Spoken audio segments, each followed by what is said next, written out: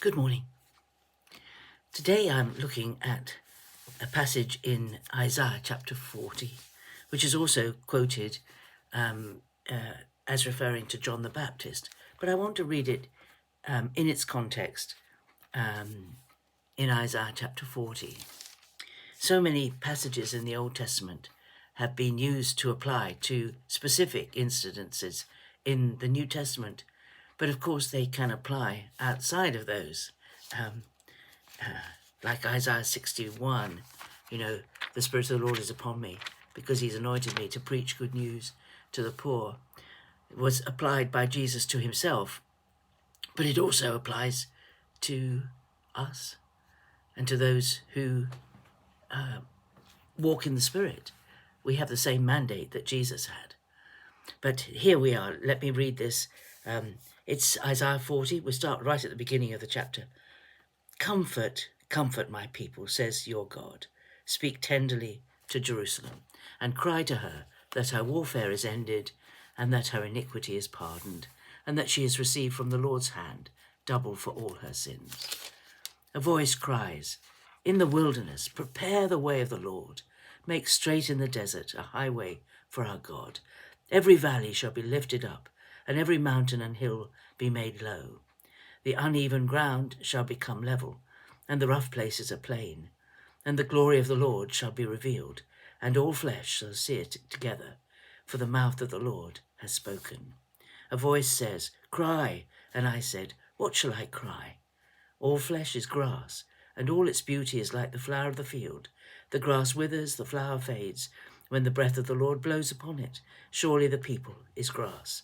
The grass withers and the flower fades, but the word of our God will stand forever. Thus, the rest of the chapter is also absolutely wonderful to read.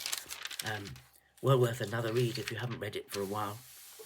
Or even if you read it yesterday, read it again today. It's beautiful. But I was thinking about this picture we have here, making straight a highway for our God in the desert. Making straight in the desert a highway for our God. Every valley lifted up, every valley lifted up, every hill brought down to a level plain. All the uneven ground made level, and the rough places made a plain. It's a picture. It was what has been done all down through the centuries when people wanted to lay a road connecting one community to another or one place to another. They would either choose the rough, the most direct route, or they would go round and about, take the easy route. But in modern day, of course, if we had a mountain, we didn't level the mountain. We would just burrow through it and make a tunnel. But that wasn't the way back then to make a road. But to make a smooth road, say for an army to march along, they needed to make it smooth. And we have examples of the Roman roads that were made that were so straight and so smooth.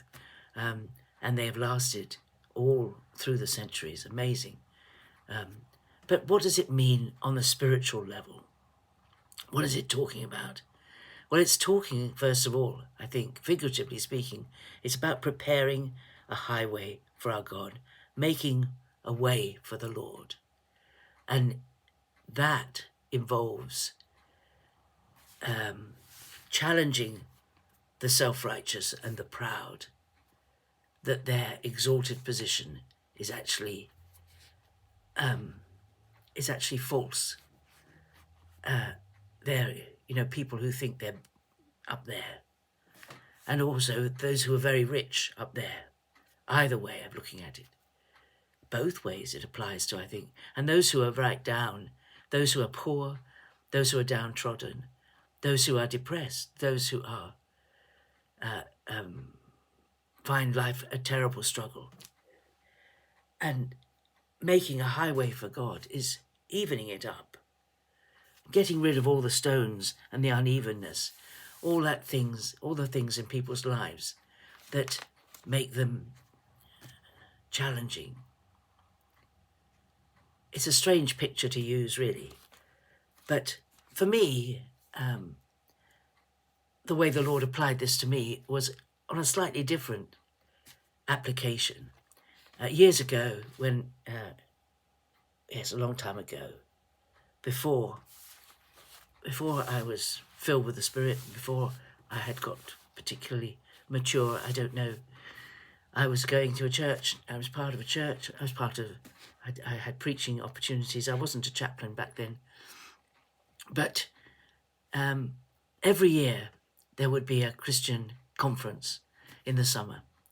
And we would go to the conference and we would have the most uplifting, most amazing time. And we would come back from it absolutely full of the Lord and full of joy and full of peace and fed spiritually. And then slowly over the year, all that we had received dissipated.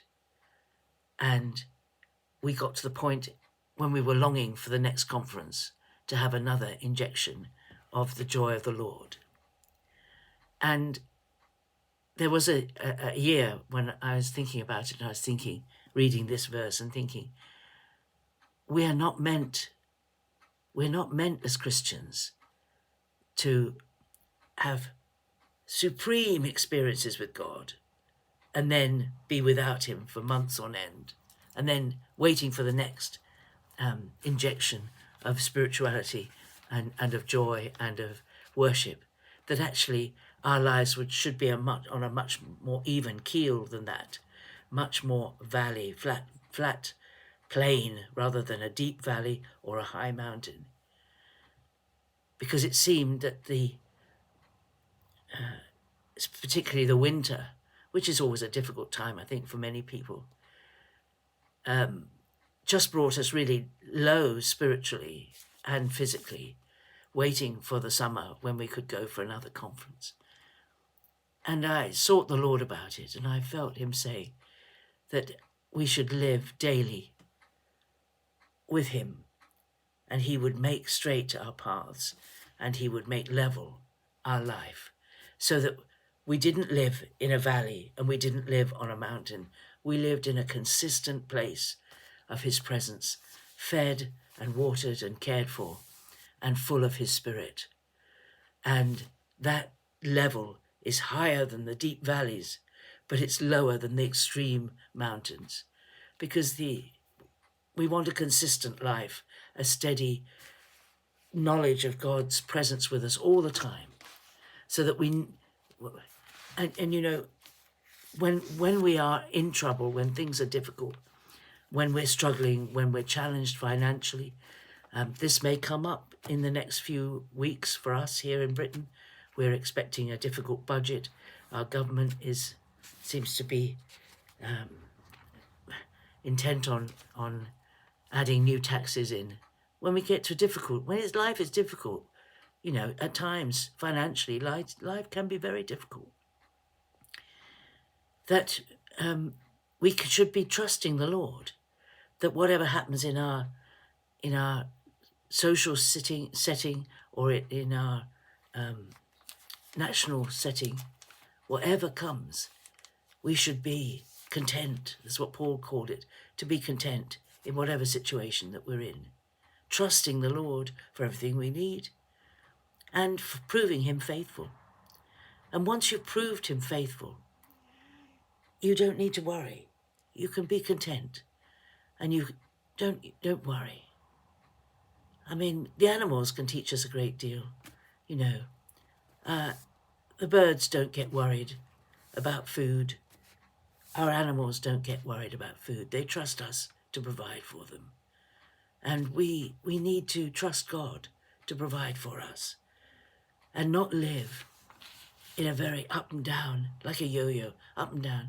Because when we're up and down, that's when our emotions rule our lives. But also we shouldn't think more highly of ourselves than we ought to. And we shouldn't think more lowly of ourselves than we ought to. We should have a Bible-based understanding of who we are and what God's purposes are for us. And we should live in that contentment.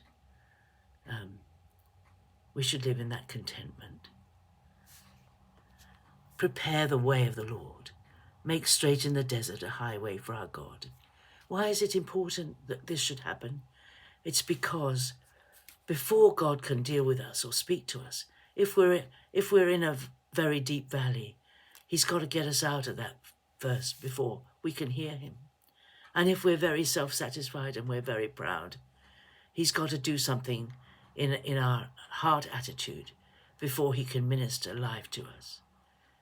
We need to aim to prepare a way for the Lord. Keep our hearts prepared every day to receive from him. That's the way forward. Anyway, Isaiah 40. God bless you. I'll see you tomorrow. Bye-bye.